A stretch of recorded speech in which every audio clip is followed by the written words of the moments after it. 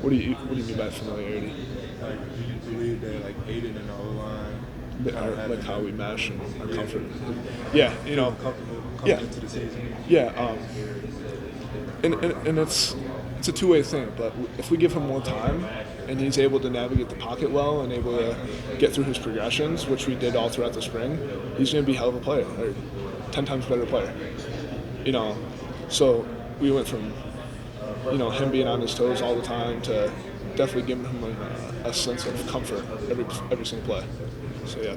Who's the leader? Who are the leaders on the O line? Who are the guys that, I mean, is it probably more than one? You guys some older guys, but Yeah, I'd say it's more than one. I wouldn't necessarily put a name to anyone, but a lot of the vets, they're hungry, they're sick of losing.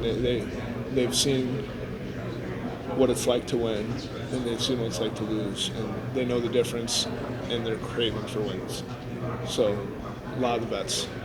Yeah. When you talked about running the ball earlier, and talk about how you guys are going to be better at that, think back to that Iowa game.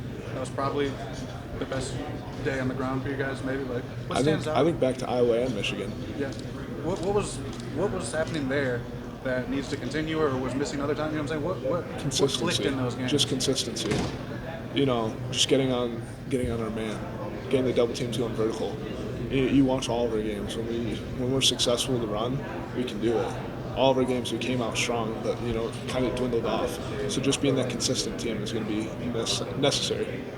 is that pretty evident on film? You said when you guys watch film and off season, Yeah. it's just like little things here or there that kind of. Just going through the summer, watching games.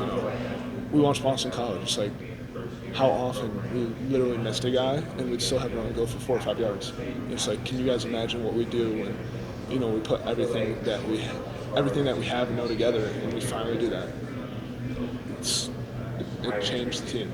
Well, obviously the familiarity, the cohesion between you and the quarterback, but the tight ends too. Like, I mean, how big is that? Because tight ends are such a big part of the run game. Yeah, tight ends are a massive part of the run game. Something more football stuff that us and the tight ends have been working on. It's just like getting that vertical movement on the D end, really sealing off the outside for our wide zone schemes, and just we've both been working exceptionally hard at that. It's going to definitely show up.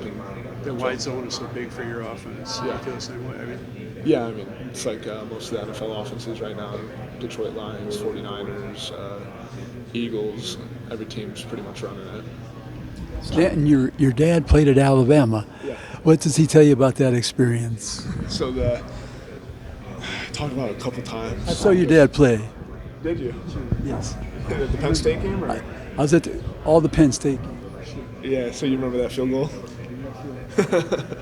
So one thing he told me before I got to college, he was like, your body is always going to be hurting. And I was like, yeah, okay, whatever. No, it's very true. That's college football in a nutshell. But, we talked about it, just doing everything you can to keep your body, good and healthy, and keeps you going. So. Do you feel like Jim, as an offensive line coach, is very honest compared to, not to say any other position coach or just the general, but do you feel like that honesty maybe helps you guys? Yeah. Yeah, he's a very straightforward guy. He gives it to you as it is. He doesn't sugarcoat anything.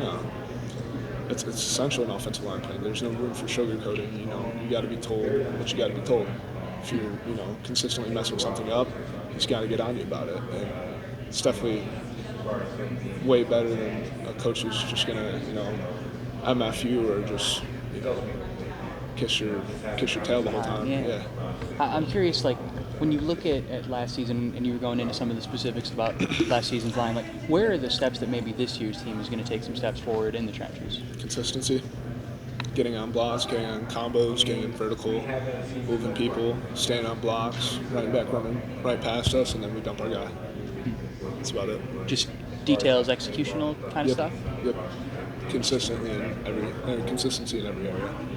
How, when you look at last season, like, I'm sure those were conversations throughout, but like in terms of maybe the absorption of what you guys are talking about, is that sort of clicked for you guys? Like, are you starting to, throughout the summer, spring camp, like, has that absorbed for you guys? Yeah, definitely. And we've worked on it all summer, whether the coaches were here or not.